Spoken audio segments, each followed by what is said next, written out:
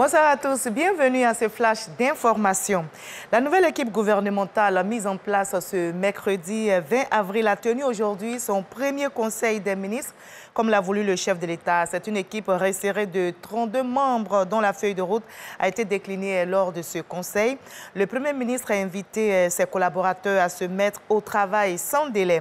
Le président Alassane Ouattara demande à chacun d'eux d'agir selon les principes de bonne gouvernance et de transparence dans la gestion des affaires publiques, à accélérer la mise en œuvre du programme pour une Côte d'Ivoire solidaire. Je vous propose un extrait des interventions du Premier ministre Patrick Kachi et du chef de l'État Alassane Ouattara. Excellence, Monsieur le Président de la République, avec votre permission, je voudrais féliciter au nom de toute l'équipe gouvernementale et en mon nom propre, Monsieur le Vice-président de la République. Vous avez largement présenté ses qualités et compétences appréciées et admirées, aussi bien en Côte d'Ivoire qu'à l'international, et connues de toutes et tous ici dans cette salle. Oui, nous connaissons l'excellence et l'exigence intellectuelle du technocrate de haut vol. Nous connaissons la loyauté du citoyen à votre idéal, à votre projet, à votre action. Nous connaissons l'engagement et la bienveillance de l'homme avec lequel, à vos côtés, nous allons agir pour le meilleur de la Côte d'Ivoire et pour l'avenir des Ivoiriens. Toutes nos félicitations. Excellence, Monsieur le Vice-président de la République.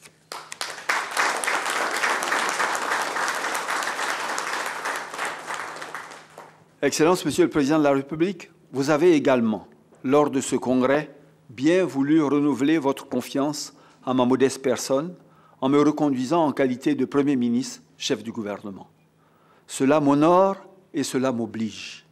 Cela m'honore de continuer à bénéficier de la proximité de ce grand homme d'État, de ce président que vous êtes et que notre pays a la chance d'avoir, de bénéficier de son apprentissage éclairant, de son exigence légitime, de son ambition patriotique immense. Et cela m'oblige.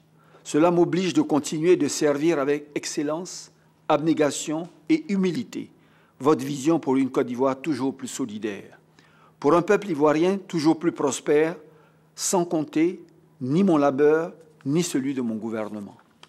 Il n'y a pas de mots assez longs, ni assez forts pour traduire l'intensité de ma gratitude.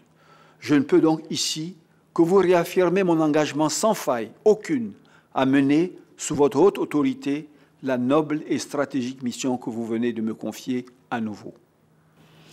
Monsieur le Premier ministre, au regard de la taille de certains ministères et les importants défis à relever, je demande que les choix des directeurs de cabinet soient soumis au préalable à notre validation.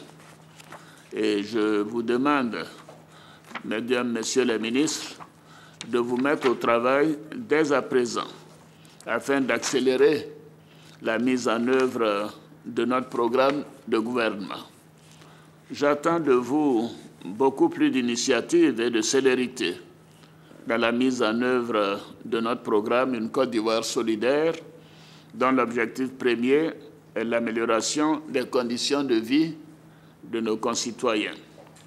Nous devons poursuivre les réformes pour rendre notre économie plus dynamique, compétitive et créatrice d'emplois, notamment pour les jeunes, afin de mieux répondre aux préoccupations et aux attentes de nos populations.